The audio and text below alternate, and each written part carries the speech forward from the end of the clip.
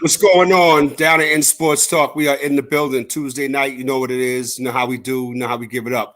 This is Left-Handed right here at RM Des on Twitter. I got my Code D in the house with me. Yada Bears in the house. Packed show tonight. We got a special guest coming through. My man Florida boy Jay is coming through to chop it up with us. Win Walker will be back. Lil, he made a store run allegedly, but we in the building. But before we start, man. Listen, hug your people. Make sure your people are good. Make sure your people are right. We lost a friend to the show, a friend of the show, and a personal friend of mine, Tiffany. It's hard to even talk about it, man. I had just, chopped it up with her on Friday. She was on the show a few weeks back, giving us information on, doing the sports betting thing. She passed away unexpectedly, and it hit real hard, man, because, I had just spoken to her on Friday, and, she passed away Friday night. So respect to her moms, Lisa, respect to her husband, DJ, the kids. She had 3 sons, you know what I mean? And I know they going through it right now. But we would be remiss if we didn't start our show off with a moment of silence for Tiffany, because she was definitely loved and respected, and we're going to miss her. So we're going to start the show off with a moment of silence for Tiffany.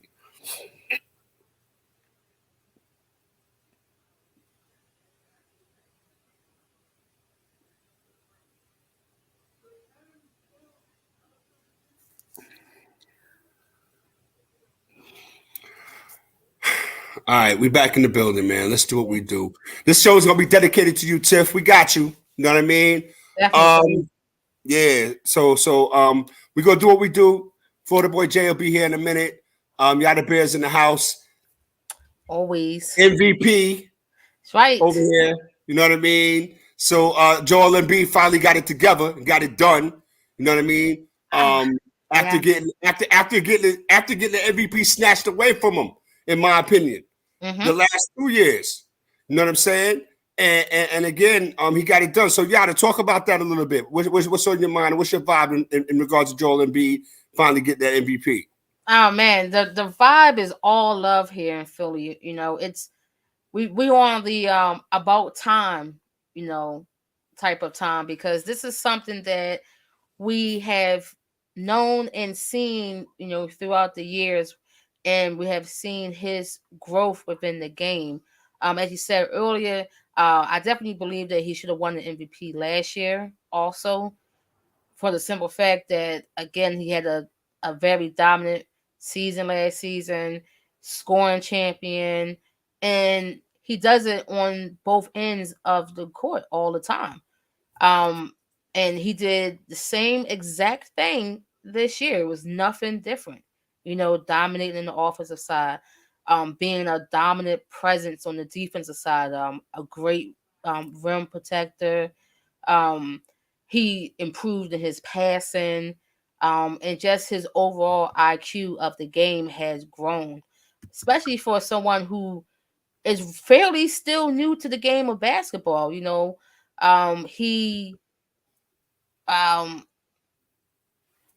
started playing basketball around like the age of 16, 17.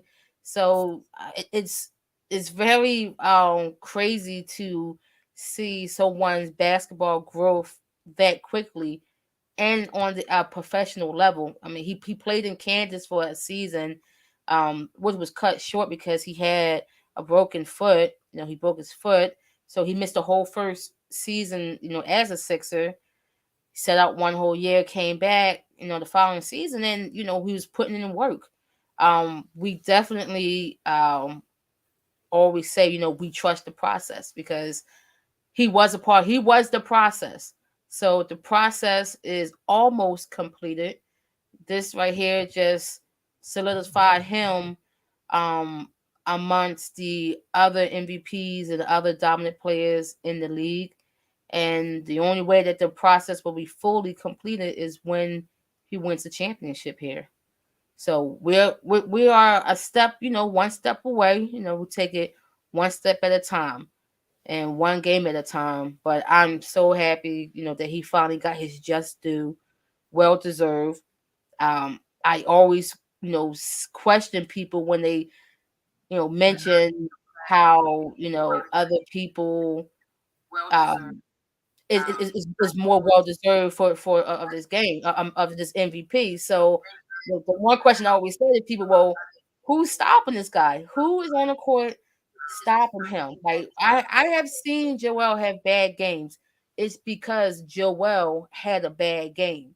We've seen our players, our favorite players, go out there and have bad games. But I can't point to one person in this league currently that has stopped him, put tighten the screws on him and just took him off his game. We have seen Joker have games like that.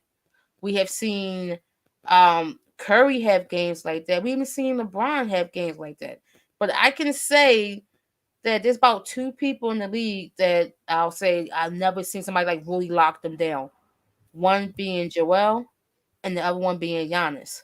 And when those guys are having bad games, it's because they are having bad games. But I definitely, congratulations to Joel Embiid. He has always been our king here in Philadelphia, but now he's y'all king too. So y'all can celebrate him also. I don't know about all that, but again, he definitely deserved it. It's not a question whether he deserved it or not, and how the last couple of years it was Jokic, the Joker out of Denver. He got the MVPs, which I thought was a literal joke. I mean, regardless of what he does and what he did, his team didn't have nothing to show for it. You know what I mean? And again, as the MVP, you're supposed to be a part of a situation that's winning. You don't have to win a championship, but you don't have to get out of the playoffs before the conference finals either.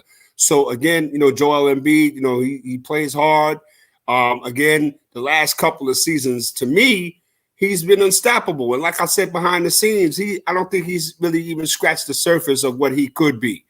You know what I mean? So again, I think before he's done, he's going to have a couple more MVPs, on his mantelpiece, and hopefully, for your sake, he'll have, a NBA title. I say that with soap in my mouth because, it's all about my New York Knicks right now, trying to do what we do. Yeah, so tonight we're going to get into the NBA thing. Definitely second round of the playoffs. We make our picks. We'll try to get into the NFL draft a little bit. I know Yada Bear's over there. She's grinning and cheesing and smiling. You know what I mean? Because she went down to Alabama and went down to Georgia and scooped up everybody she could find and brought them back to Philly. Talk about the Stanley Cup playoffs a little bit. The Boston Bruins, that President Trophy thing has turned into a hindrance more than a help. It seems like nobody can really finish the job. Absolutely. We talk about that a little bit. And at the end of the show, this weekend is the Kentucky Derby. So we're going to, get some down in sports talk Bucks, and we're just going to throw them in the air. We're going to make our picks for who we like in the Kentucky Derby. Then we'll come back next week and we'll talk about it. But yeah, absolutely, Yada. Joel Embiid, definitely well-deserved MVP. We've been waiting a couple of years to even say that, because he, again, he deserved it last year. Yeah. And enough that he might have deserved it the year before that, because people, were arguing the fact that, how come Joel Embiid didn't get it? Why did the race, why was the race so widespread in the voting for the MVP? So now all of that could be put to bed. Smash it like that subscribe button. Down in Sports Talk is the channel on YouTube. It's myself, left-handed, at RM Desk on Twitter, and my co-D right over there, Yada Bear. She got a fan club, you know what I mean? It's about to get heavy in the building, So again, that's where we at with it. And that's what we're going to do. Florida Boy Jay is going to be in the building. He is the host of Perspectives and Facts podcast. He's going to slide through and chop it up with us. I know he's got his chest puffed out because the state of Florida is really doing a lot of things as far as sports is concerned right now, besides the other stuff they got going on down there. Yeah, so I know he's going to come in here talking his talk. And, we got the Knicks and the Heat going on right now, game 2 of the second round of that playoff series at Madison Square Garden right now. No Jimmy Butler tonight. So no excuses. I'm gonna say that early. Florida Boy Jay, no excuses. No Florida Boy Jay. Know what I mean? No Florida Boy Jimmy rocking out for the Miami Heat tonight. So yeah, y'all. So your man Bryce Harper. Yes, Bryce is He's coming back. He'll be back tonight. You know, Tommy John surgery. You know, they were saying he may be coming back. You know, July. You know, after the 4th of July, and Bryce said, "Nah, cut all that. I'm superhuman. I heal." He's like Wolverine. He heals quicker, and he's making his return May the 2nd after having Tommy John surgery. I believe it's like 189 days that he was out. Like, that's crazy. Generally, when people get this type of surgery, it's like what, like 6 months, almost half, 6 to 8 months, maybe 6 to sometime the 8 whole months. season. Yeah. Right, absolutely. So having him back will be a huge boost for the team. Definitely bring up morale. Bring in that MVP back into the lineup. Thank goodness for the DH spot, because with having the DH spot here on the National League, being a regular thing is awesome, because he can come back and fill in that DH spot and get a couple at bats, you know, so he can get back into form, taking pitches from the opposing team, getting the speed back, you know, running the bags, you know, just having some live action before having to really get back out in the outfield. You know, I'm not sure where he's gonna play, because they had him taking some bats. I'm taking some balls at first base, but I'm hoping that we can put him out in the outfield, because Cody Clemens actually has been coming in his own at first base and in the lineup. Who would have thought that Roger Clemens' son, you know, would turn out to be he's been okay so far. What me and my best friend always like to say when we have like siblings or sons of like Hall of Famer players, like the blood is in this guy, you know, the blood is coming out, like it's flowing through his veins. So I need Cody to step it up, and he has. He's Well, been if the if contributing. the blood if the blood is flowing through his veins, put It's him not in the steroids. outfield. Put him in the outfield and put Bryce Harper at first base. I mean, because again, you don't want to have Bryce running around doing too much. You know what I mean? His bat in the lineup is going to be a presence. Absolutely, the DH spot is a godsend. You know Yes, what I it mean? is. But again, it's one pull hamstring, or you know what I mean, away from being back on the IL. And Yeah. again, I'm one to talk because I'm looking at my 500 last place Yankees. Ah, And again, I like to say that it's early, yes, it's still but it, early. it gets late real early. It does You get know what I late mean? early, but still, it's still early. You know, it's not even Memorial Day yet. It's just the beginning I, of I, May. I dig it, but we started off the season winning like 4 out of our first 5 series, and now it's just like we can't seem to get a series win. We lost to Minnesota. We lost, last night to Cleveland Indians, a game that we were winning 2-0 in the ninth inning. I mean, And Aaron Boone is well, is is starting to make these questionable decisions. I mean, Domingo Herman was pitching very, very well.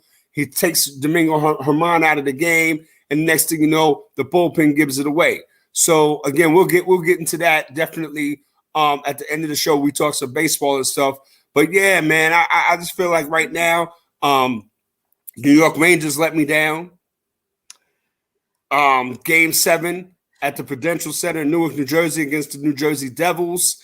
They got these guys, Vladimir Tarasenko, Patrick Kane, to go along with Zibanejad and the homie Igor Shashevskin at goal, and we couldn't get it done after we won a big game 6.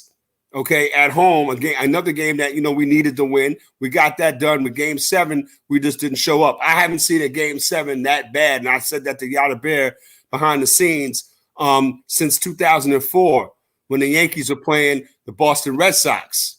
You know what I mean? And I was at that game, and Johnny Damon's hitting grand slams in the upper deck.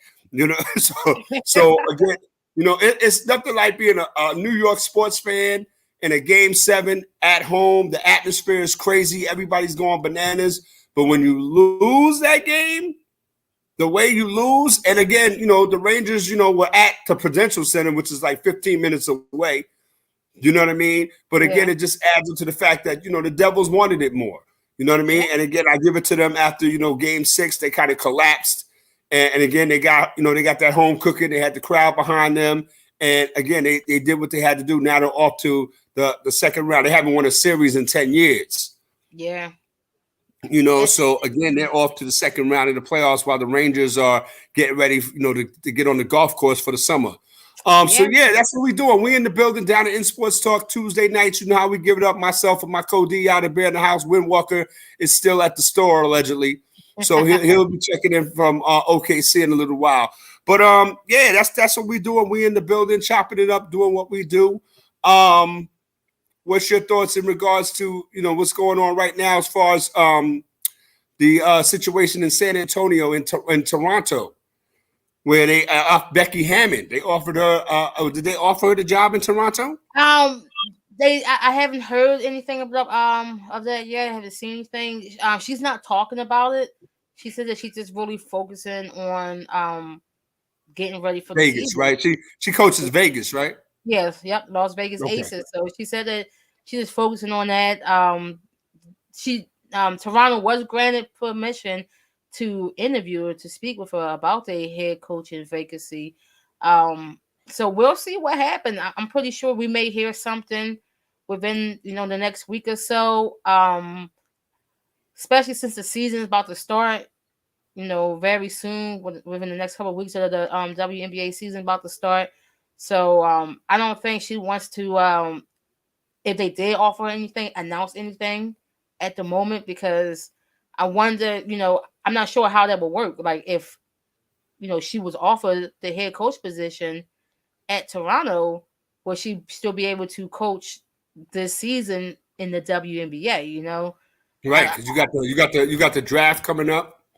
Yes, and summer league, and it will Mm-hmm. be a media frenzy for the fact Right, of being right. the first female head coach of a men's professional basketball team. I wanted to ask you, what do you think about that? Because I have some feelings about that. What do you think in Um, regards to that situation?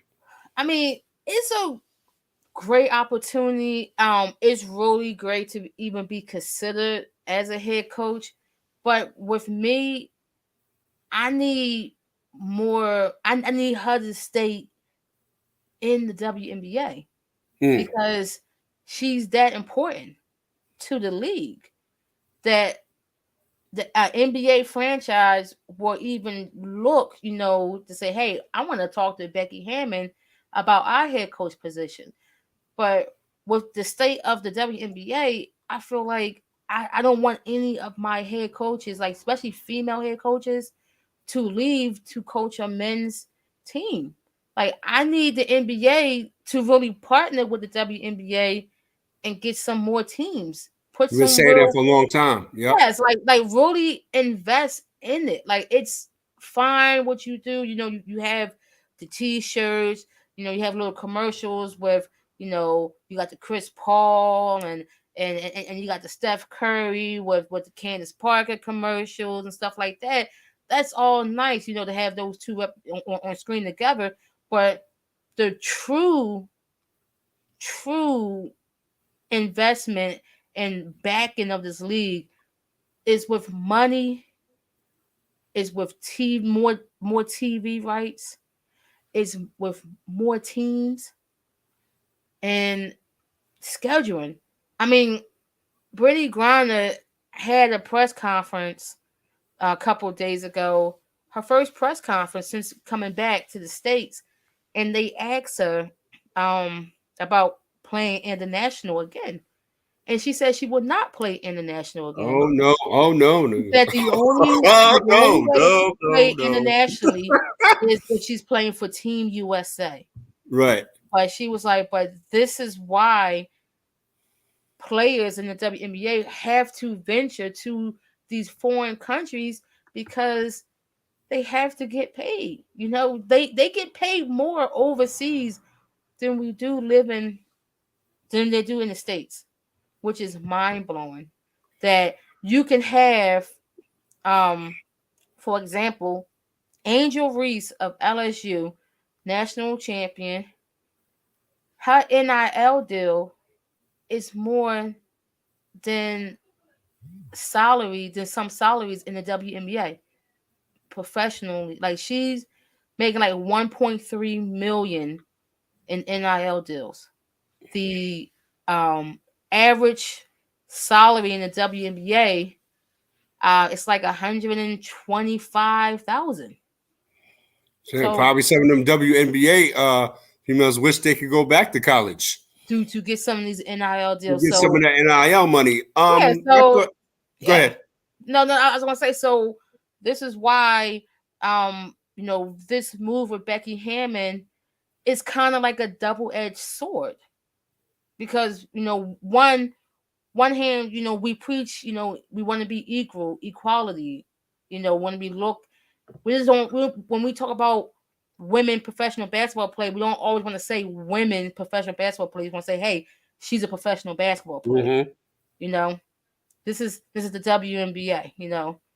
But then on the other hand, it's like you're taking away um such a significant figure in Becky Hammon, and when she's gone, it's not going to shed a spotlight on the WNBA because how can they shed a spotlight on WNBA? All of the media and all the press is going to go to the NBA for hiring their first female coach. So it doesn't give the WNBA any light. It doesn't highlight them at all. It again highlight the NBA. Now they are the progressive league.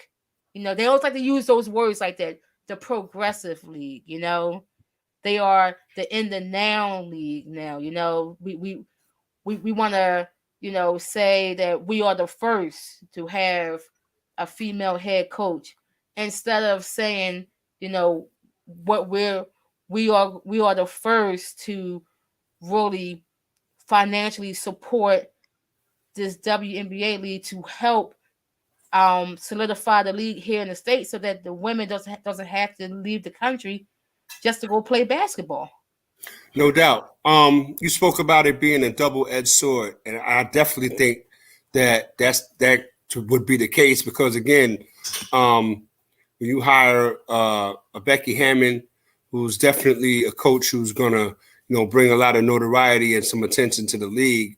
But in my situation, I'm looking at it like this. I mean, again, you're going, if she gets that job, it'll be a great thing. It'll be a great for women, achievement and stuff like that. But like you said, you don't want to, take away from the WNBA to add on to the to the NBA because what else do the NBA need?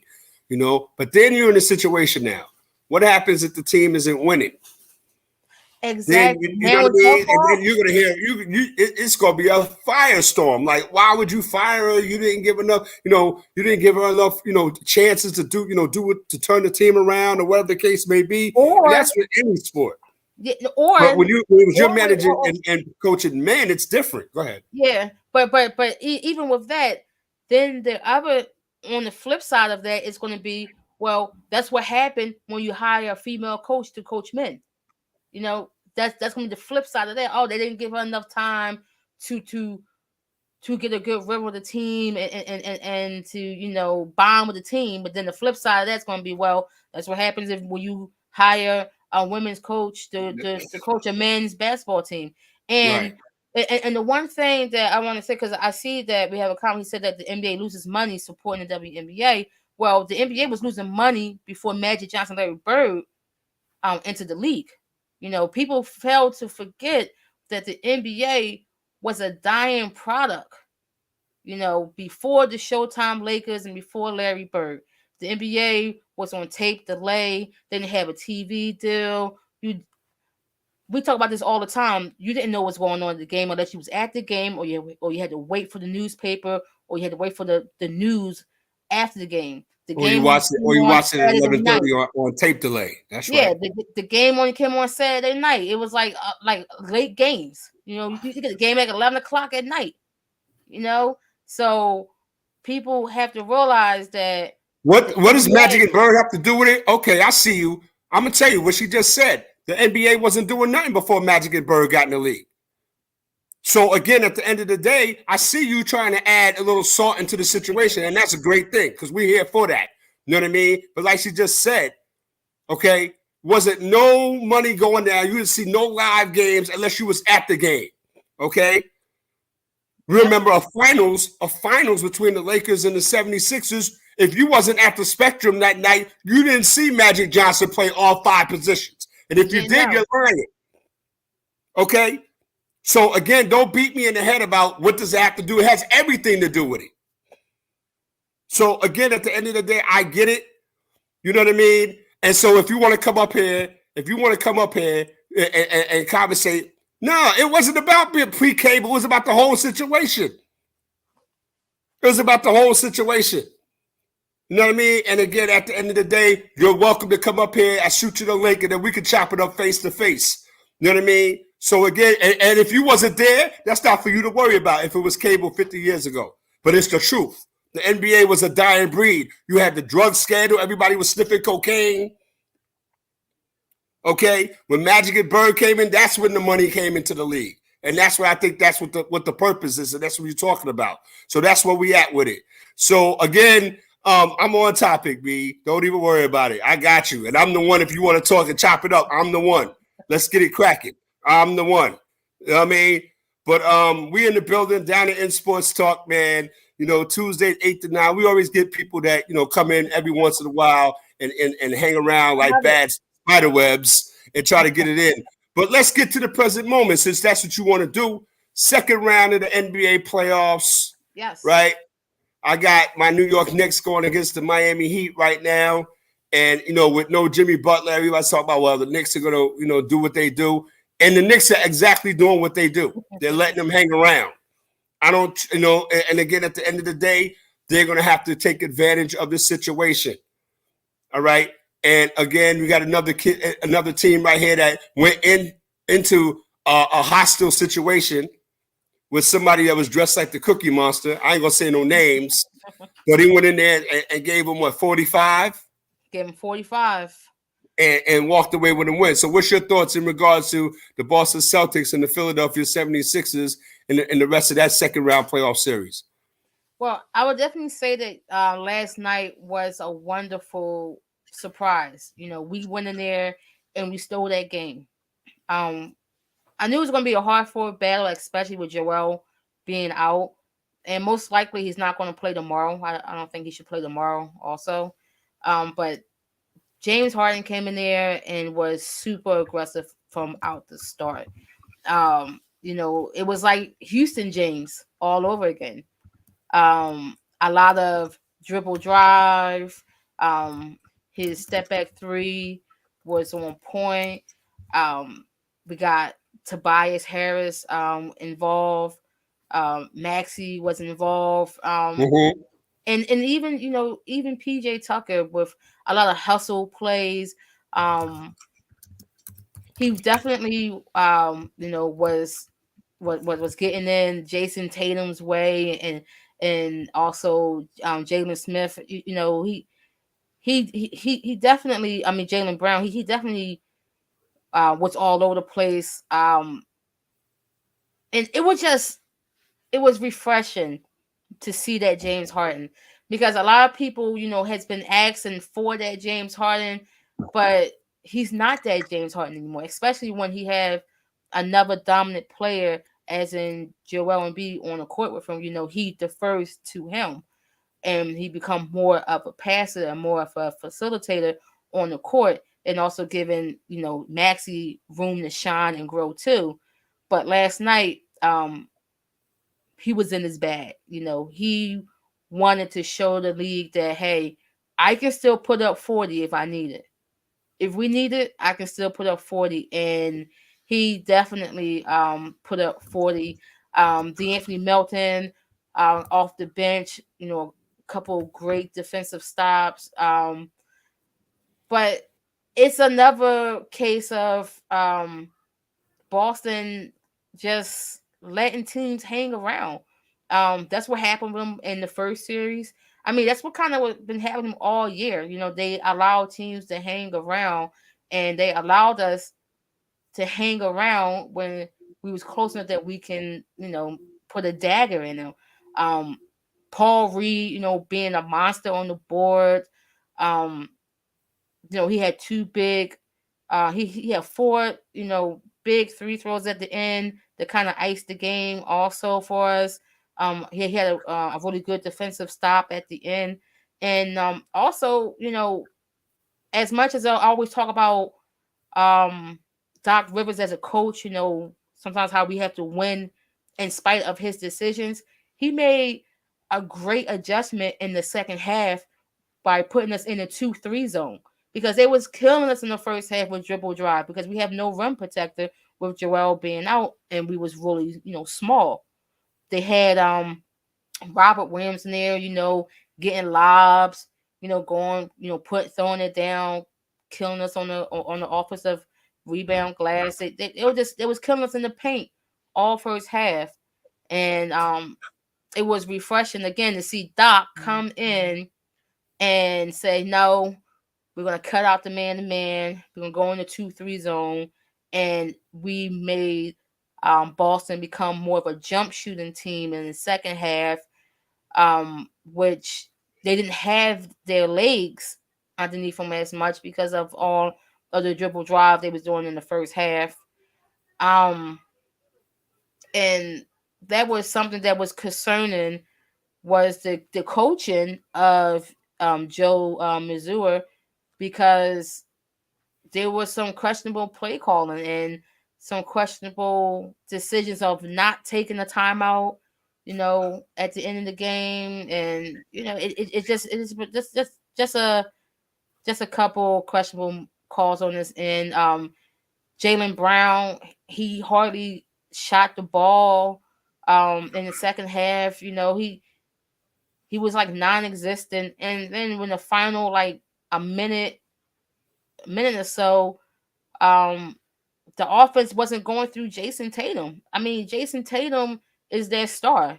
He showed me a lot in game one where I feel like he's taking that step towards superstardom, but I don't understand, Everybody takes a step towards superstardom until the playoffs come, and then they don't show up, and then it's an excuse about why they didn't I take a mean, step towards I superstardom. won't. I can't say that he didn't show up. I mean, he dropped 39 points last night. He was all over the place. We had no answer for him, but it seemed like the coach helped take him out the game for us Hmm.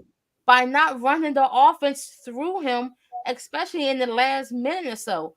Marcus Smart should never be handling the ball as much as he was at crunch time at the end of the game. You know, so I wouldn't say that I can't say that like he showed up, he showed out. It's just He showed up and showed out, but he's supposed to be one of the faces of the league. Getting, he's stuck in a potato chip machine, waiting for Charles Barkley to get his potato chips. And you got a home game in game one where the big man of the opposing team is not playing, and everybody's worried about you doing what you're supposed to do. You would have had 99 points, and you still lost. no So true. that to me, that's what it is. Again, at the end of the day, you're supposed to be the guy, and you can have 39 points all you want, but you walking home with an L. And again, at the end of the day, an L that you wasn't supposed to take. No, So again, I totally get it, but I can't. he showed up. He showed up all right, but at the end of the No, day, he did. they down He 0-1. he took the L, but I can't put the blame on him because his coach helped him take that L by taking the ball out of his hands. Mm. You know, and that's where I have a problem. It's like I was confused at the decision. Like, wow, like why hasn't Jason Tatum touched the ball, especially in that last um in the last series? Like, why is Marcus Smart driving to the basket? Why is Marcus Smart had the opportunity to take this final shot or to make this final decision And then when he ran out of room, he had no space. He tried to pass the ball to Tatum, which was a Tried to bad pass the ball to pass. who? Hold on. Tried to pass the ball to who? Marcus Smart tried to pass the Tried to ball pass the ball to who? to Jason Tatum, All right. which was a terrible pass, and it ended the game with Jason fouling Paul Reed. And like I said, it was just a poor decision, especially coming out of a timeout. Like you took a timeout. Like I just I don't get it.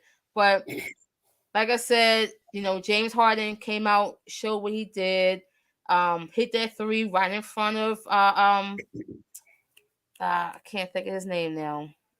Al Horford face. He got the switch that he wanted.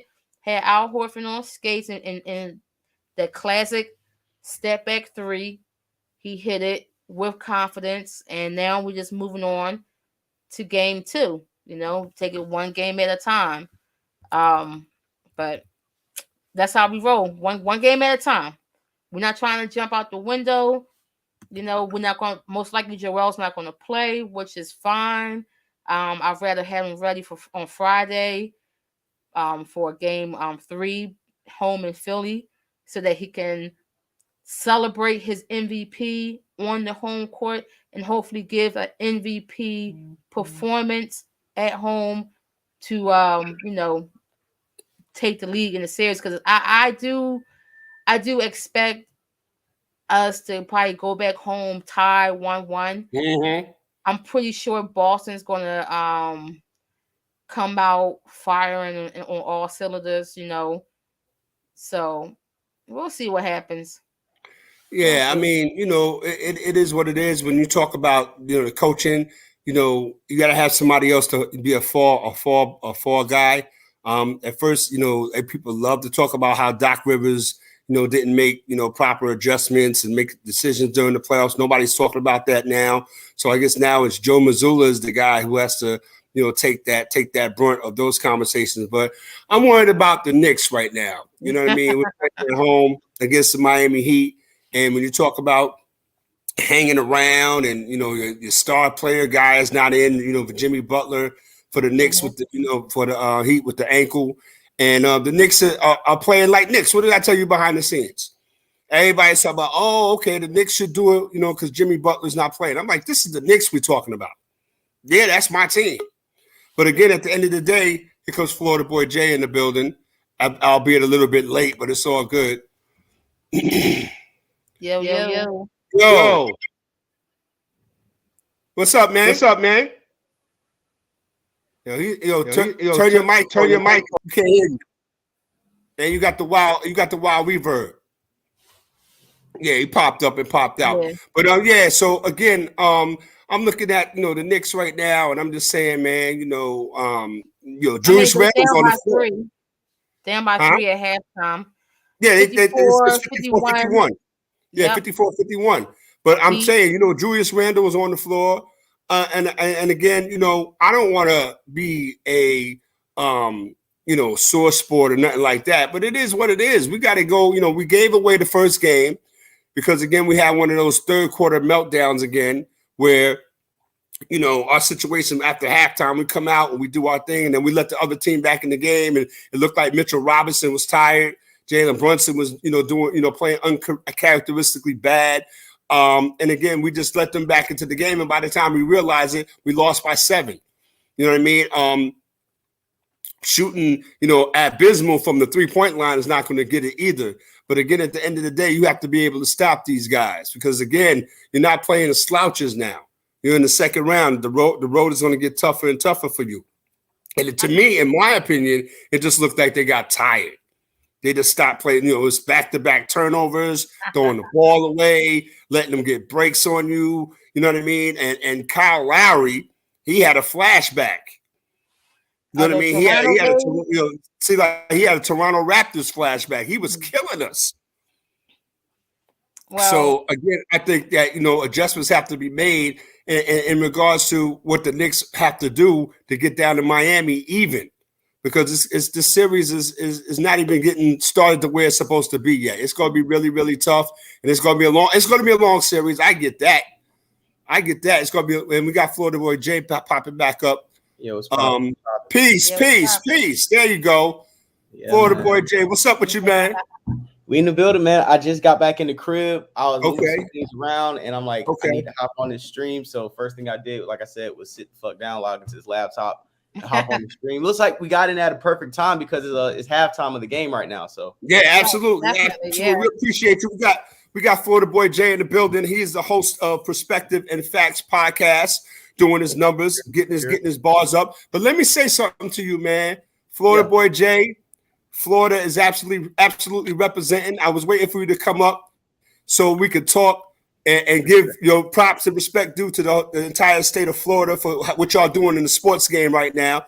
You got the Tampa Bay Rays killing it in the American League East. Yeah, man. Right? You got the Miami Hurricanes, men and women, did their thing in the NCAA tournament. Florida Atlantic was in the Final Four. Yeah. Final Four. Yeah. The Florida Panthers just knocked out the Boston Bruins in the Stanley Cup playoffs. You know what I mean? So yeah, Florida's hot right now, man. So what's your thoughts in regards to that? Because I know you want to get into this Knicks Heat thing. That's the reason why you came up here, and I appreciate you. Yeah, for sure. My thoughts about Florida sports is I feel like since like the 80s, since the Miami Hurricanes, Florida. That's my squad. Yes, sir. Gators, right. Around that time up until now, it seems like Florida has a knack for championships, even with the Buccaneers winning the ones they've won, even with the Tampa Bay Lightning winning how they win. Mm-hmm. It's funny that it seems like or the Miami Heat, for instance, it's just that we just have a natural knack for kind of being in contention, not being like a Boston where every franchise in Boston has, a championship. Right, dynasties and stuff. Mm-hmm. Right, but as far as being a citizen of the state, I can definitely say that every region has their fair share of championships. Even the Gators. The Gators have won championships. Yeah, absolutely. Florida State, like every fan base, pretty much. If you're Florida State. Yeah, I'm a Florida State diehard, but it's like if your professional team hasn't won a championship, your college team has, or your football team has, or your baseball team, or your hockey team, you got a championship somewhere. Right. Even the Florida Gators went back to back basketball. Joe Cano and them boys. Yeah, absolutely. Yeah, and then low key they won the football national championship and the basketball in the same calendar year. So they were like champions in both sports. Yeah, they was having mad parades, back-to-back parades. Yeah, man. So let's get to the reason why you're here, man. Miami Heat came into the Garden and snuck away with one. You know what I mean? And again, like I was saying earlier, we were playing, like we were supposed to play. But again, we have our doldrums in that third quarter. We let the Heat get back into the game. And the next thing you know, they snatched it out of our hand and we were down 1-0. So tonight, with no Jimmy Butler, the conversation was, well, the Knicks are going to do their thing. Randall's back on the floor. We need a complete game out of everybody. But again, I'm a Knicks dude from 73, FBJ. I've seen where we supposed to get out there. I watched, the ball hit off the back rim when Patrick Ewing with the finger roll. The layup. I watched John Starks 3 for 14 in the finals against Houston Rockets. You know what I mean? So again, I know of what I speak. You know what I mean? So again, I want my team to do well. I want my team to win. But again, I had flashbacks of Charles Smith missing 19 bunnies under the basket in a row. You know what I mean? All the putbacks in the world couldn't get one in. And Jordan and them snatching whatever little title aspirations we had, away from us and stuff like that. But in this series right here, man, what do you see as a factor in regards to the Miami Heat? I mean, Kyle Lowry really contributed in game one. He had a flashback to his younger days. But what do you see the Heat need to do as far as to keep this series the way it wants to go for them? Well, my thing, which always gets lost in the conversation with the Miami Heat and teams playing against them, that always gets lost in the equation. That's usually the main X factor into why we advance situations teams or organizations don't expect us to, is because people downplay the coaching and the strategization of Eric Spoelstra. People forget the mentorship of a Pat Riley. Pat Riley's been there before. That Heat organization doesn't have a lot of turnaround, if any. Everything's pretty much homegrown. So in points of, where people have, trials, tribulations, or it gets tight, you can turn over and be like, yo, Pat, give us some words of inspiration. Yo, Spoelstra, you've played against Tom Thibodeau before. You played against him in Chicago. A lot of these coaches like Budenhauser, you've beaten before. So a lot of the times, if it's kind of like the Bill Belichick thing. Bill Belichick can beat you with his team and take your team and beat you with your team. Mm-hmm. That's kind of the thing with Eric Spoelstra, where he has to get enough credit for people to take him seriously as a strategizer, as a coach, and as an organization, get their players ready. I'm not saying Tibbs isn't like that, because Tibbs is a quality coach also, and Tibbs knows how to get the most out of his players. But for the fact that the Heat we know how to maximize the offense, you've seen that we had Tyler Hero come out and Duncan Robinson start coming in making some shots. You see Vincent coming in stepping up. We're kind of like the Knicks, where people like to say Jimmy Butler's a superstar, but I like to say Jimmy Butler, a Jalen Brunson, a Julius Randle, they're all, to me, in the same category of they can explode and lead a team as far as they need to go if necessary. It's the pieces around them. Are the pieces around them going to step up? Are the pieces around them championship pieces? A key factor, the reason why we're doing what we're doing, is because you see Kyle Lowry on the bench talking to those guys. He's won a ring. You see Kevin Love talking to those guys. He's won a ring. They gave the keys to a LeBron James to take him home. Kyle Lowry gave the keys to a Kawhi Leonard to take him home. So when Jimmy Butler's getting hot, they know how to, like when the pitcher's throwing a no-hitter, they know how to shut the fuck up and keep passing the ball. Mm-hmm. They know how to work the offense around him, because a Kyle Lowry, a Kevin Love, a Spoelstra, even the Udonis Haslem, they've been there before. They know what it takes to come out of the first round, to come out of the second round. The Knicks, their issue isn't the talent. The New York Knicks issue is pretty much the same issue it is with most teams in that tri-state area, or even sometimes the Eagles to a certain point, where the pressure of the fan base and the media is a bigger opponent than who they're facing. Everybody thinks it's home court advantage until you understand that playing in that Garden is more of a distraction than playing on the road for the Knicks, in my eyes. When you get in that second round and you see Spike, you see Aaron Rodgers, you see all the athletes there, that can shake niggas up. Just like for the Lakers, there's a lot of players like KCP or Malik Monk who can play good. They go to Lakers, play like trash, and they go back to the Kings, and now they're rotation. A lot of players can't handle that bright light unless you got an A-plus talent like a Durant, like a Dame, like a Jimmy, or a Bradley Beal, somebody that can complement these stars. A lot of players are going to fold under pressure eventually, because at the end of the day, New York hasn't tasted this before. Last time they've been in second round, you want to say what, 2013 against the Pacers? Yeah. New York is hungry and is thirsty for it, but unless you got a Melo and another piece, unless you really got two A's and a B in New York City, they're not going to be able to sustain under all that pressure of the media and the fan base. And that's just how I'm gonna say this, man, not to cut your wisdom. I'm gonna say this, man. As a Knicks fan that suffered, again, we talked about, Patrick Ewing, the finger roll hitting off the back of the rim. You know what I mean? So, we've had our guys, and those guys let us down. I'm not going to, cry about it, because you're right. You're absolutely right. Some people, they could deal with the spotlight, and some people can't. But again, the object is to go out there and win the game, man, to go out there and do what you got to do and to represent. So I think right now, where the Knicks are right now is we're playing how we need to play. But again, it doesn't come down to until the clock strikes zero, and then we can say, okay, we did this, so we need to do that. But again, we're down right now, 62-56, with about 9 minutes to go in the third quarter. And I'm just saying right now, we need to be playing better basketball. Not to be, we need to be up by 20, enough to that. Without a Jimmy Butler, it needs to be a convincing win, because it doesn't. Absolutely.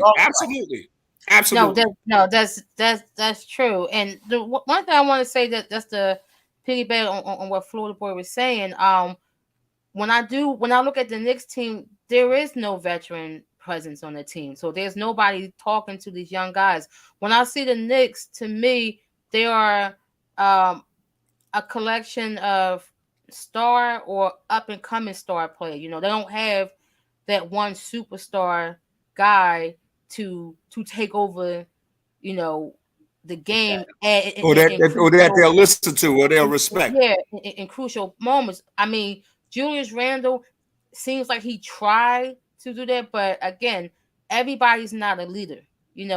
Just because you score 50-something points in the game, or you come on, you score 30-something points, it doesn't make you a leader. And or you got most improved player. Yeah, it don't make you a leader, and that's what I see the Knicks lacking is leadership, and no one's really grabbing the reins to be that leader, or maybe too many people are trying to grab the reins to be the leader of the team. But at the end of the day, if they don't win this game by convention faction, if they, God forbid, if the Knicks go down 2-0 to Miami, we probably will be seeing an AFC in the conference championship. Yeah, listen, if the Knicks don't win tonight and we go down and we go back to Miami down 0-2, they're gonna have more than the lights to worry about. But the thing about the Knicks, go ahead. My bad. Go ahead. No, I'm just saying, because again, at the end of the day, it's set up for you. You know what I mean? Again, you had a game that you were supposed to win. You let get away in game one. You let that one get away from you. Okay, Jimmy Butler, who was the catalyst for the Miami Heat. Okay, he's the guy. He's the vet for the Miami. He's not even playing in game two. And to me, right now, again, like you said, it's supposed to be a convincing win.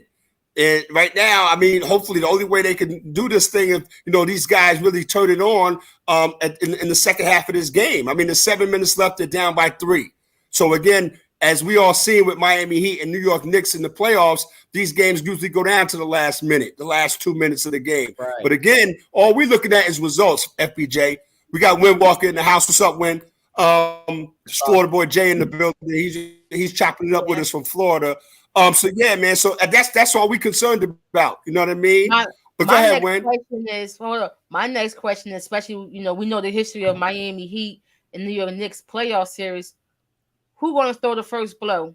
When we going? Yeah, absolutely. Who going to throw the first blow? Listen, I feel like this with this series, and this is the thing, and this is not a diss. The Knicks don't really have any enforcers like that on their roster.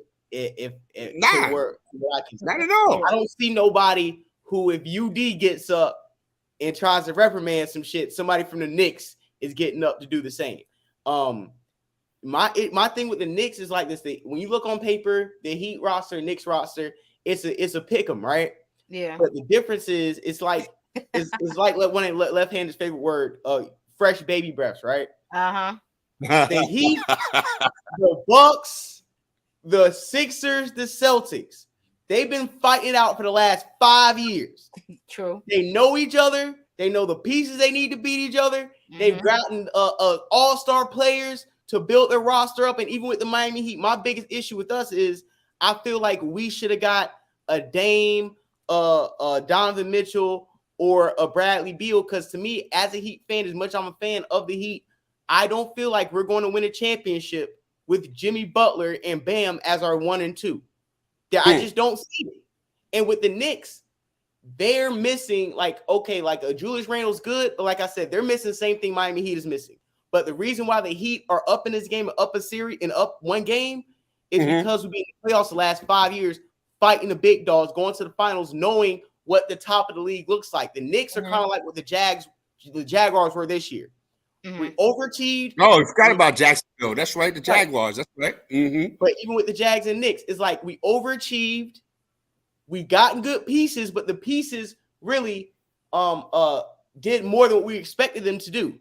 And they're a good team, but it's a ceiling. Like when we lost to Kansas City, even though we lost by like a touchdown, it's a ceiling. We're not better than Kansas City. The buck stops there. Same with the Heat and the Knicks. As good as the Heat and Knicks are, I don't see either or getting out the East. And if you get out the East, I don't see us win the final. We just don't have those pieces. Mm-hmm. Go ahead to talk about that situation real quick. I'm just going to throw Jacksonville in there one more time.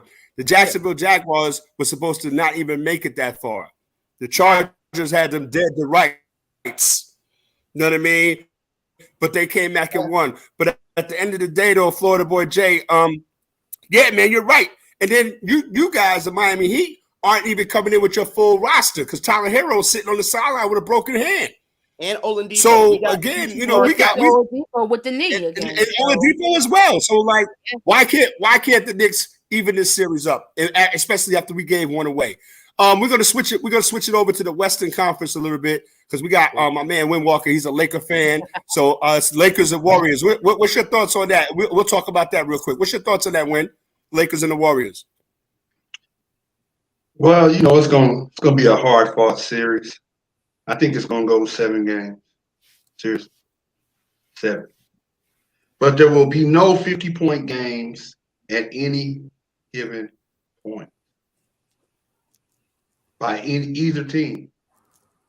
We got 2 great coaches, two great players. You know what I'm saying? But I think our depth is a little bit deeper than Golden State. E40 ain't gonna be able to help them on this one. Just keeping it Not real. E40. Not E40. You say E40. Y'all picking E40 out. Too short. Yeah, too short. Yeah, they ain't gonna be able to help them with this. Nah. Star say you rolling up some Reggie, FPJ. Oh, never that. Never that. Some Barry Runts. Uh-oh. Yeah. So yeah, man. Go ahead. I got a question for you, Lefty. Do you think that we don't know Golden State by now? I mean, LeBron and Steph have a history. You know what I mean? But this is a new situation. So again, I think that when you talk about the Warriors and the Lakers, and they try to make it a LeBron versus Steph thing, I really don't really see that because again, the Warriors, they have history of beating LeBron. And again, he doesn't really work so well against these Golden State Warriors. And on the opposite end, the Warriors kind of work well against the Lakers. So if you're asking me right now, I'm going to take the Golden State Warriors in this series against the Los Angeles Lakers. 6 games. Okay, put your money where y'all got Warriors. Put your money where your I mouth got Warriors in 6 because again, people fail to realize they keep disrespecting the Warriors. I said it last year. Everybody talk about everybody else in the Western Conference, and I kept saying, well, what about the Warriors? What about the Warriors? Like, everybody came back at the right time. You got Wiggins back, and with Wiggins being back, it didn't even look like he lost a step. He's still in game mode. He was going for like what 2 to 3 months, and he's still he mad because people were talking all that nonsense about him. Yeah, he came back like he never missed a step at all. Okay. You have Clay back in form. You have Steph doing what Steph doing. Listen, y'all, when you can talk all that stuff you want to talk, but the point is, who's going to chase? My objective is this: who's going to chase Steph Curry around? Chasing that man around all day long. We got people. Is tiring. We got a German. People.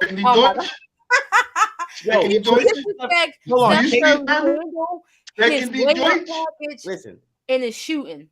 There's 2 things guaranteed in sports. You're not guarding Steph Curry. Thank you. And you're not guarding Travis Kelce.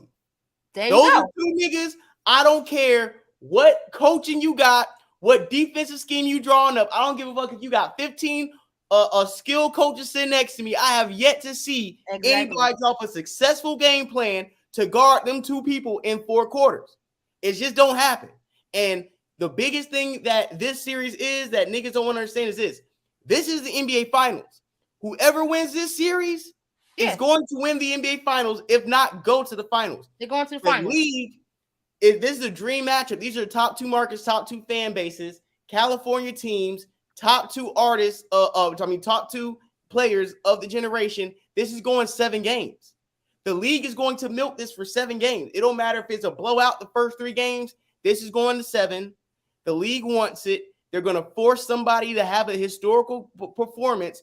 And I know we say who's going to guard Steph Curry, but the X factor of LeBron James is this. And this is why LeBron James is the Warriors' kryptonite without a KD. Because just like we seen the last series, just like we seen in Game 7 with Steph, it's certain times and certain moments where the player is bigger than the game. Where we used to watch Kobe and he used to close out in the fourth quarter, where I know Kobe's going to shoot it. You know Kobe's going to shoot it. The nigga Garton knows it. And there's nothing we're going to do about it. The shot's going to go in. They're going to ask him, how'd you make the shot? Kobe's going to look you in the eye and be like, how'd you know it wasn't going to go in? That's going to happen when LeBron gets in his bag and LeBron says, F this, give me the ball. I'm going straight to the hole, and has those moments. The Warriors freeze up. Is Steph old enough to not let the LeBron moments eclipse him? Because that's why they had to get KD. Steph was the 50-point Steph until the finals, and LeBron started doing LeBron stuff, and Steph crumbled beneath the shadow. Is this going to be the time where Steph don't need big bro KD to come in and neutralize LeBron? Can Steph do it by himself? That game we just watched, as much as we love that 50-point performance, everybody else on that Warriors team nutted up. Absolutely. Yes, everybody. Yeah, could Clay had a terrible and so did Sacramento. But the bonus is a bum. The bonus is garbage. But my thing here with this series here, that's all fine and dandy what LeBron did back then. Okay, it's different now. He's not 100% out there. He's older now, and all that, driving to the lane. Yeah, he's gonna have his bully ball moment. He can shoot. He can drive the lane as many times as he wants to. But what's going to happen is Steph's going to come down, hit that logo 3, go back on defense. Come down again. They're going to chase him around. He's going to pass the ball, get the ball back, hit that corner 3, run back on defense. He's going to go down. He's going to dribble, penetrate, layup package. Like, people never really give Steph the respect with his all-around game. Right. Like my man has a ridiculous layup package. He has obviously I would say one of the second close, the second best handle in the league right now, behind Kyrie Irving. Okay. Yeah, that's fair. His going to the basket moves is crazy. And then again, I don't see Clay having too many down games as he had in last series. He's playing at home in LA. He playing against his dream team. Being a California fan, right for him. He's a Lakers fan. He grew up being a Lakers fan. What kind of impact you think that Anthony Davis is going to have on this series? I mean, he's going to probably go up against Looney and that Warriors front line. What do you think he's going to do? They're going to try to beat him up. They're going to try to beat him up as best as they can. The series will go as far as AD can go. He has to stand upright. All that falling onto the ground, grabbing at his ankle, his knee. He has to stay in the game. If he goes out, it's a wrap. And the Warriors are going to try to beat up on him with Draymond, with Looney. With Wiggins, with Kuminga. These guys are going to focus on getting in his head. And then you also got to remember, they're going to bring in Andre Iguodala for defense purposes to get in LeBron head. Yeah, we know Andre old. So is LeBron. They have that chemistry. They go head to head. He got an MVP off LeBron, didn't he? He got an MVP off LeBron. And if anybody else in this league know how to guard LeBron, it's him. So as we talk about having the veteran presence on the bench, he's talking to Wiggins. He's talking to Kuminga. He's talking to those guys, and he's telling them how, what to do. And certain, circumstances in the game, but I'm telling you, it's 6 games. I'm telling you, Warriors is 6. I got a question. Go ahead, Jay. We love to give Andre Iguodala credit by title, and not acknowledge the fact that LeBron averaged like a triple-double that finals. And that LeBron, that was the first final since Jerry West in 71, where I would say the losing player should have won MVP because he led everybody on both squads in scoring, assists, and rebounds. Yeah, so Iguodala 100%. got that MVP because, that kind of because he was the presence, a timely presence. He got it by default because they couldn't give it to Steph, and all we knew was when Iguodala got inserted into the lineup with heavy minutes, the series shifted. We can't tell you what we can't tell you what he did. We can just tell you that before he got entered in the series, LeBron was about to take him to the championship. No, when they put him in the series, things got neutralized. But I'll say this: I understand LeBron is old, but all those guys on the Warriors, last time I checked, were getting gray hairs too. So that's like me playing with my older brothers. They might beat me till we 40 because we getting old at the same time.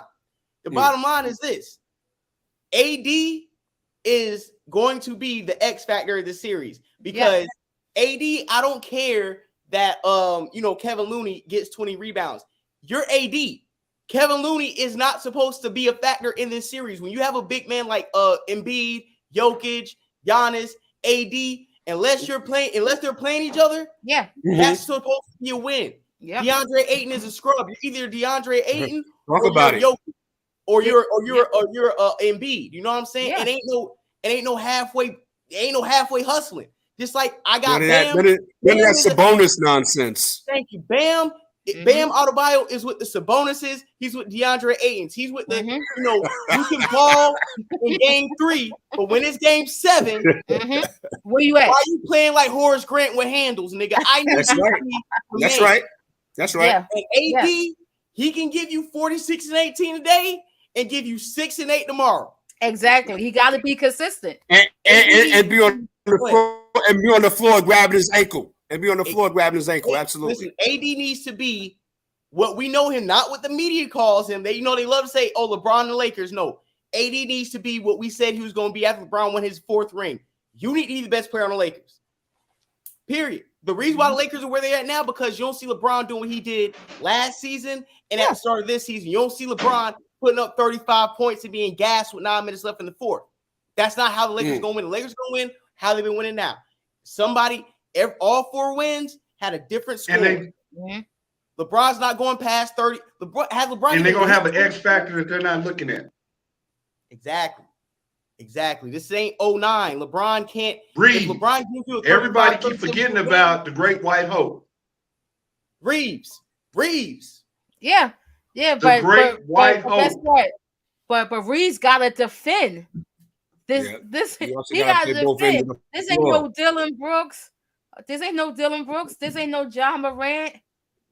This the final. But like Florida J said, Looney's not gonna give you no 20, 28, 30 points.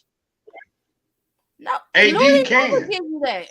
But Looney can get the 20 offensive boards and kick out the step for the backbreaker. He can get the boards.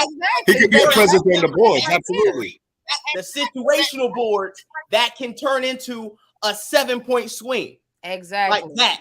The dagger shot. That's the most. The Warriors is like the Patriots. It's not about the blows. It's about the situational blows. Yep.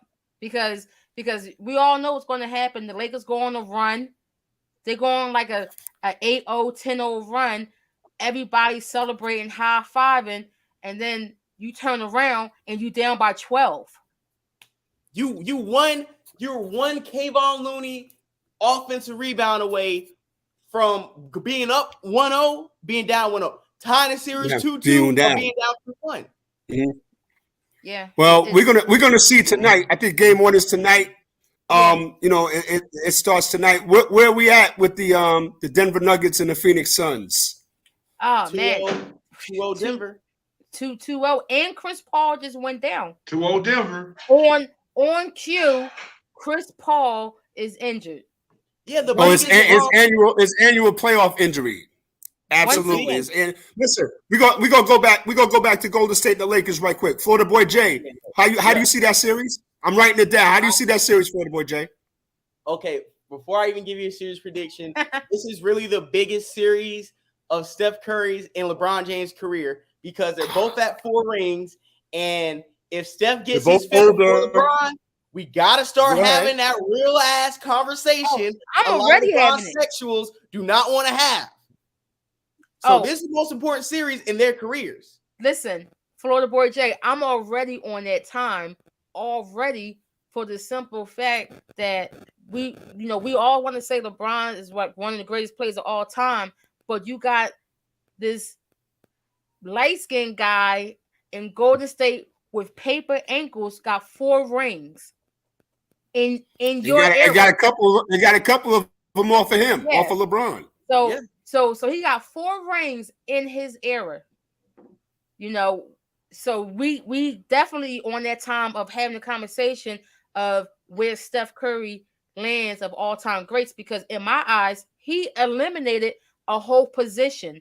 He created positionless basketball because he took away the center. You don't need he proved that, hey, I don't need a center on my team.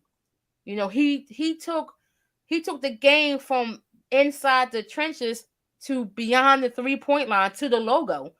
He changed the game of basketball. Like when I look at greatest of all times, I gotta look at it as how did they change basketball? Like to me, Shaquille O'Neal is one of the greatest of all time. They had to change. They changed rules because of this guy. Again, Jordan, greatest of all time.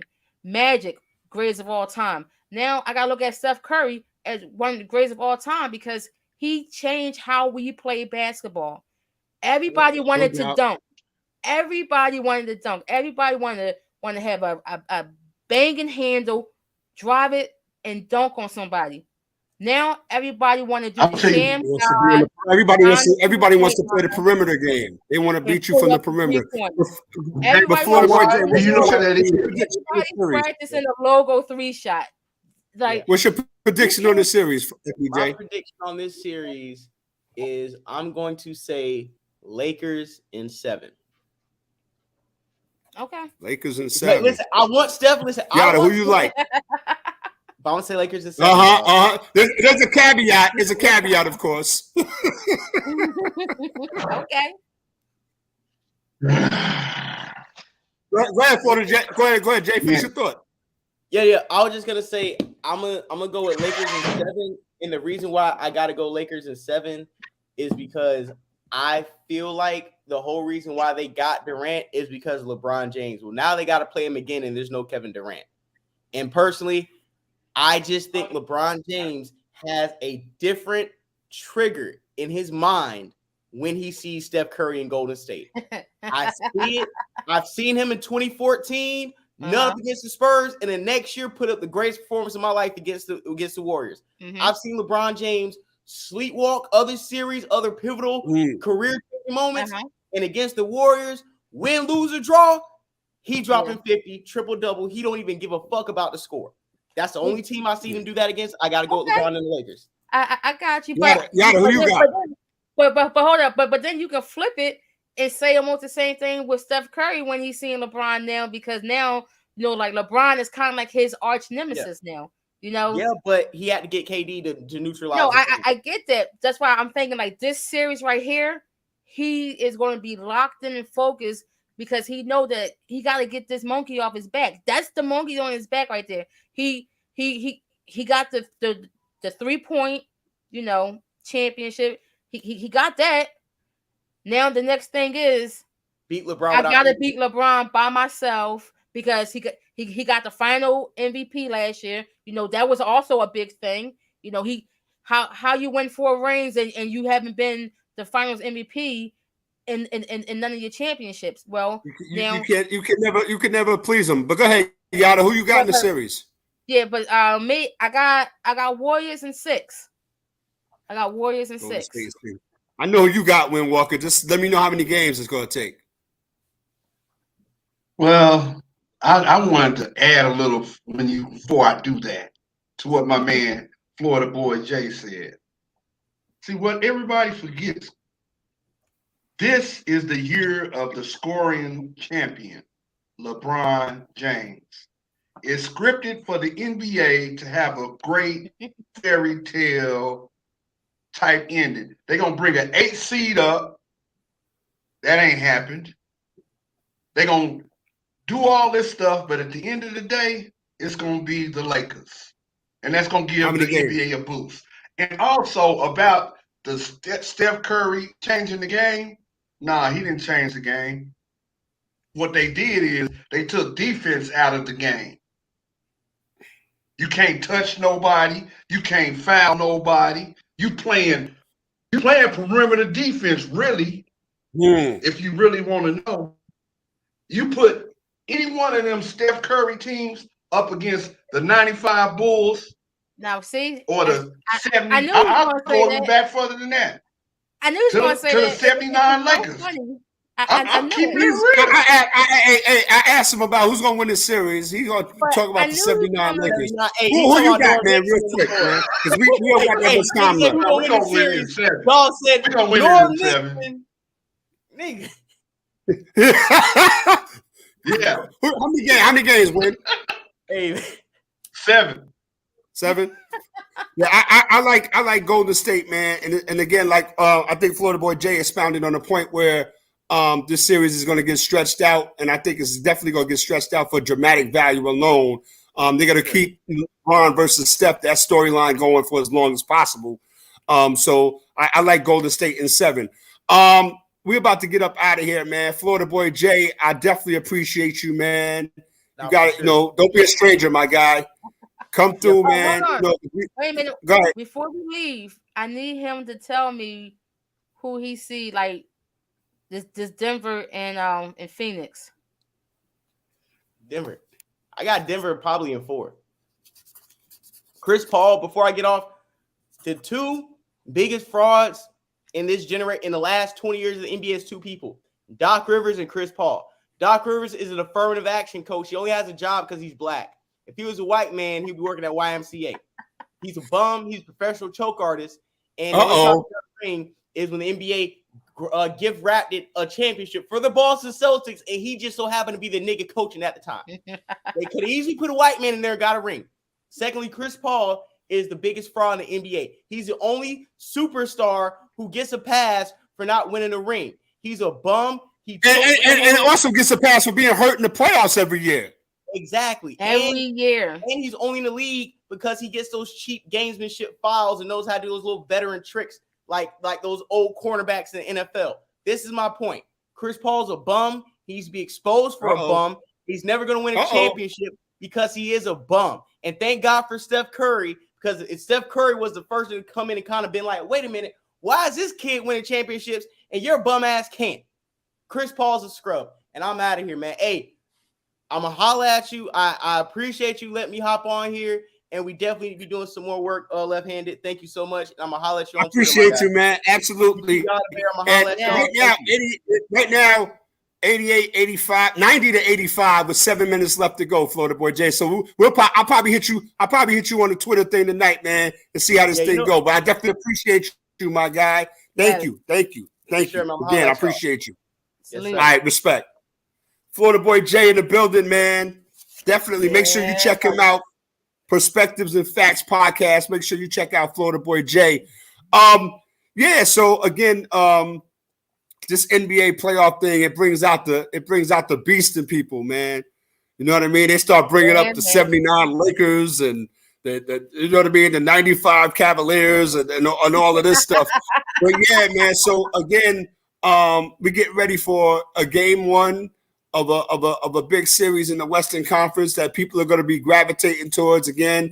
And we wanted to talk a little bit about the NFL draft. If you want to talk for a couple minutes about the NFL draft and who you got and who you like, because we got some things to cover before we go.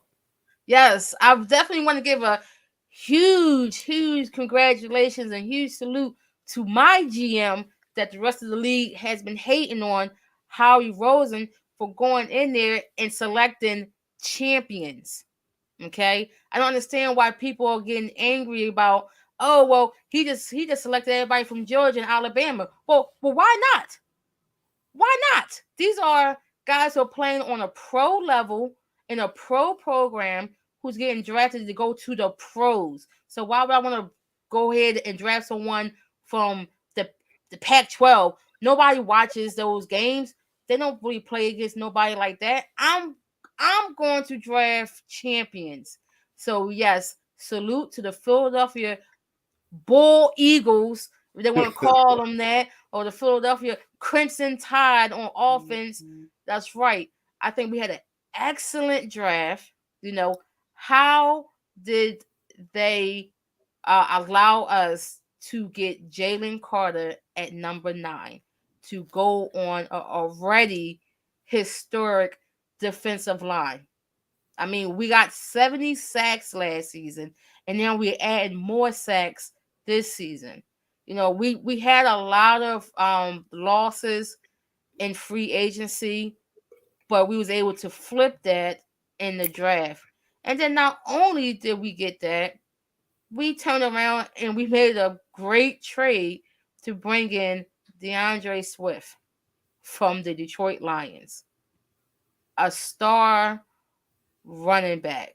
It's crazy that this is happening all over again. So once again, Harry did a great job rebuilding this team.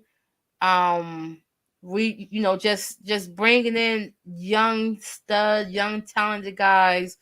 I'm kind of interested to see how the Houston Texans going to turn it around. The D'Amico Ryans, coming in, he was able to get a quarterback and a defensive guy. Trading up for Will Anderson was big. They gave up a lot. They gave up a future first round pick, I believe like a second round pick, and like a third or fourth round pick. Just to move back into like what the third spot to get the kid. It's going to be interesting to see the partnership with Shane Stapleton and Anthony Richardson. Him being a mobile quarterback. Supposedly, that keeps calling him a project. Well, we've seen what he done with a project in Jalen Hurts. So I don't think that's going to be and he has a safety. He has a safety thing to fall back on. You got Jonathan Taylor back there in the backfield. So again, exactly. The Colts are going to do their thing. But back, to the draft. My Buccaneers. We selected that kid out of Pittsburgh to help us on the defense. Then we turned around and selected Mankind, aka Dude Love. You know what I mean? So again, I'm looking at us, doing our rebuild thing. But the Pittsburgh Steelers, that's Windwalker's squad. Joey Porter Jr. Yeah. They kept it in the family. Porter Jr. And he's a top tier player though. It's not like he's just he's going by name recognition alone. He's a top tier player. But like you said, the Georgia Bulldogs, that whole team, them was all 5 stars. So of course you're gonna get the best of the best. You ain't gonna go get, if you got a number 2 running back right here, you ain't gonna go get a number 6 just because. Yeah, you're gonna get the best of the best. Speaking of running backs, how about who was it? Detroit drafting the Gibbs kid so high. Yeah, that was shocking. I mean, again, it just showed they let Swift go. You know what I mean, to the Eagles, and then they turned around and drafted the Gibbs kid. So it speaks to what they thought about DeAndre Swift and what they think about the kid Gibbs. We're about to get up out of here, but before we get out of here, the Kentucky Derby is being run this weekend. And we just want to play around with it right quick and give our picks and our thoughts.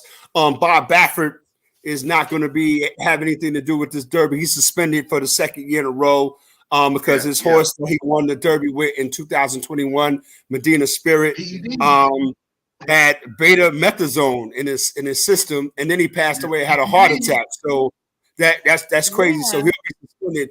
But who do you like in this Kentucky Derby on Saturday, Yada? Well, I'm not, really big on horse racing. I'm really, it's to me just I don't know. I guess it's tradition, But I just looked at the names of the horses, and I'm gonna go with the name Angel of Empire. Oh no! You gotta pick somebody else. Why? Well, who picked that? Who picked Angel of Empire? I thought the name was cool. I got Angel of Empire at 8-1 odds. You know what I mean? To do this thing. Yo. We didn't talk about this before or nothing. No, that's not crazy. Nothing. I like Angel of Empire. That's cool. 8-1 odds. The favorite is Tappet Trice. You know what I mean? But we're going to see what it is. I just want to throw a little salt into the game, a little curveball into the game. And we talk about something other people don't talk about. But so we both got Angel and Empire to win this thing. So I don't know if you got a pick for the Kentucky Derby, but we just betting, just to be betting, just to talk some stuff to see what we like. I got one. Hey, go ahead. I got Practical Move. Practical Move is going to do it. Practical Move is 10-1 odds. Okay, that's what it is. Move. Remember that name. I'm writing it down. I'm writing it down right now. Practical Move, no doubt. Listen, we're about to get up out of here. I appreciate you. Shout out to everybody that was in the chat room. Make sure you check us out. Hit that like and subscribe button down at In Sports Talk, y'all. We try to give it up on a different basis. Try not to, come with the everyday meat like everybody else and do what we do. Shout out to my co-D, Yada Bear, always in the building, holding us down. We got some things coming, y'all. Shout out to my man, Win Walker. We get ready to watch this Lakers and Warriors thing and see how this thing is going to go down. Once again, respect, peace to my girl, Tiffany. We're going to miss you, yo. You know what I mean? Absolutely. And again, we dedicated this one to you. And again, this is how we rock. And this is down at In Sports Talk, man. And we out. Peace.